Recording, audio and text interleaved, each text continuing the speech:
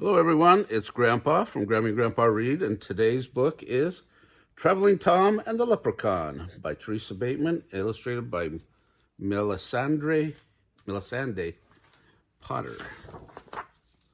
Or maybe it's just Melisande. It's a Holiday House of New York book. In the month of March, we're doing a playlist for St. Patrick's Day, and it has probably 30 books in it, so go check out the playlist. There once was a king in Ireland who had but one child, a daughter named Kathleen, with hair like autumn leaves and a smile that could charm Pete into flames by its warmth.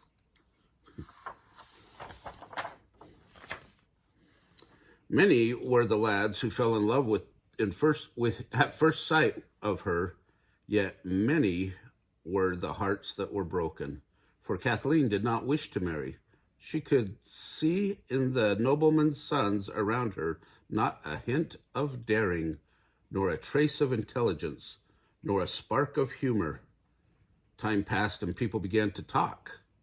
Finally, to silence the gossips, Kathleen vowed she would marry, but only a man who could win a leprechaun's pot of gold in a single day's time would win her hand as well. For as Kathleen herself said, everyone knows such a deed requires a daring soul, a keen wit, and a merry heart. Did you know those were the 3 requirements? I did not. As word spread, men came from near and far to try for her hand, but they met with no success. There was but one leprechaun who lived within the valley surrounding the castle, and he hadn't kept his pot of gold safe these many years by being careless or inattentive. Then one day a wandering minstrel came down from the Green Mountains, a harp on his back and a skip in his step. He was called Traveling Tom, and it was said that he loved a challenge above all else. Traveling Tom went to the palace asking if he might earn a night's lodging by the playing of his harp. As his fingers wandered the strings, he spied the fair Kathleen, and at the sight of her, his eyes sparked and his mouth curved up. Kathleen was shocked at the forward gaze of the minstrel. Still, there was more music in the air that night than could be blamed upon one minstrel's harp.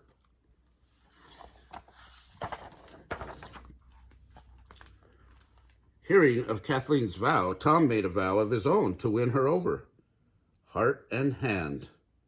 But first, he would have to capture a leprechaun's pot of gold, and for that, he would need a plan.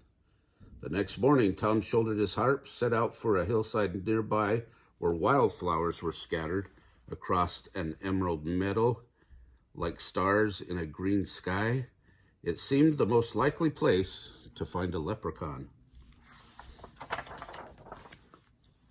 Indeed, as he neared the center of the meadow, he could hear the tap of a small hammer pounding tiny nails into a dainty shoe. He rounded a large stone, and there was the leprechaun, dressed all in green, almost hidden by the green of the grass. The wee man looked up.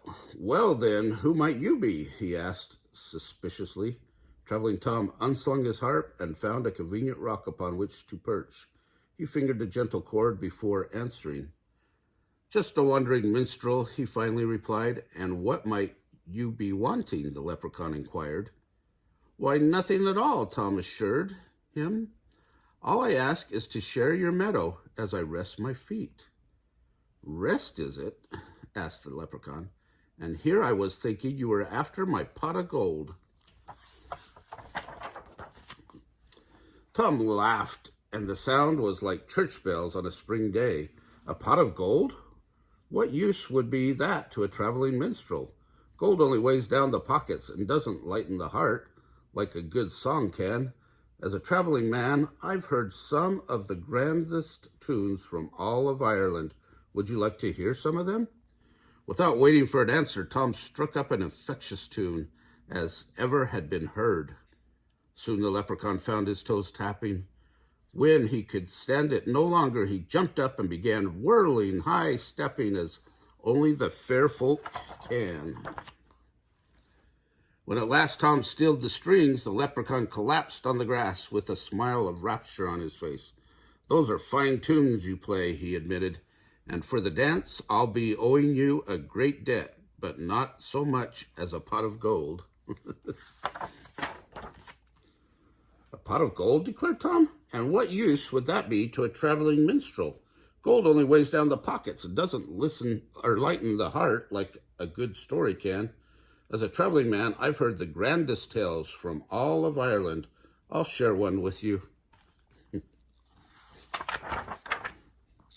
With that, he plunged into the most incredible story of a traveling minstrel who had been turned into a pig by the king of the leprechauns himself for writing a song mocking him. "Mind you," the minstrel added, "he was handsome as pigs go, and the only cure for his enchantment was to bathe in the Sea of Galway. On his way there, however, a farmer's sow spied him and fell madly in love. There was never such a sight as that poor minstrel pig running as fast as his trotters could take him to Galway, a lovesick sow close at his heels. At last he came to the sea and plunged in. Imagine the sow on seeing a man rise up out of the water where her beloved had so recently disappeared. It was a grave disappointment. The sow followed the minstrel around for days, and he often awoke with her snout near his face, as if somehow she hoped that a kiss would turn him back into a handsome prince." The leprechaun laughed until tears of mirth ran down his face. "Indeed, that's a fine tale you tell, and for that and the music, I'll be owing you a great debt, but not so much as a pot of gold." "A pot of gold?" Traveling Tom shook his head. "What use would that be to a traveling minstrel? Gold only weighs down the pockets and doesn't lighten the heart like a fair Irish lass can. As a traveling man, I've seen the rarest beauties from all of Ireland. It's a pity you'll never travel and see the world, for I doubt you'll find a fresh song, a new story, or a fair bride waiting here so weighted down with that pot of gold." They sat in silence a moment. Then the breeze picked up, and catching a small feather and blowing it aloft.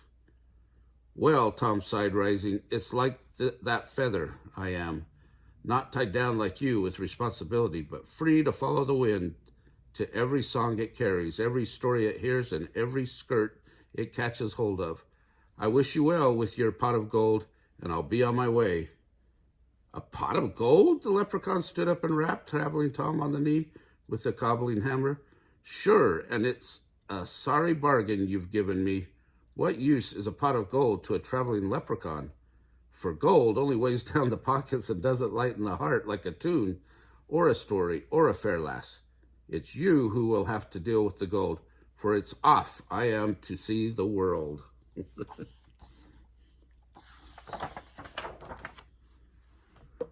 With that, the little man hurried away through the meadow and in the grass where had been sitting lay a small pot entirely filled with gold coins.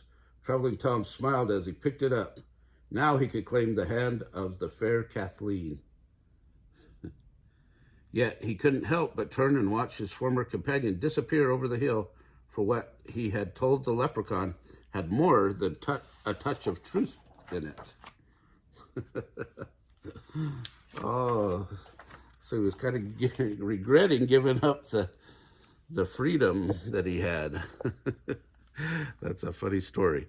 Anyway, if you like this video, remember, smash the like button down below. Subscribe to our channel, of course. Tell all your friends, and watch the playlist for St. Patrick's Day all the month of March. The first half of the month, we'll do a St. Patrick's Day book every single day. So have a great day.